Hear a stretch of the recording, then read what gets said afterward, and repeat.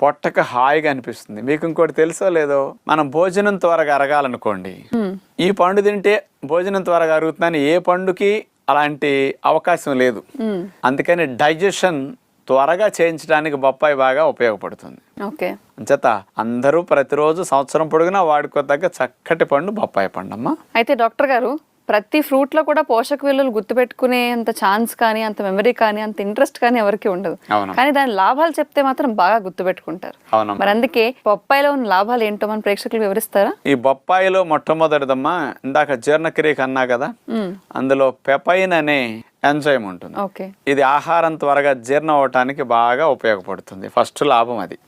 రెండోది, బొప్పాయిని గనక నెత్తికి పెట్టుకుని ఆ పేస్ట్ ని స్నానం చేస్తే కండిషనర్ గా జుట్టుకి బొప్పాయి చాలా బాగా ఉపయోగపడుతుందని సైంటిఫిక్ గా ప్రూవ్ చేశారు.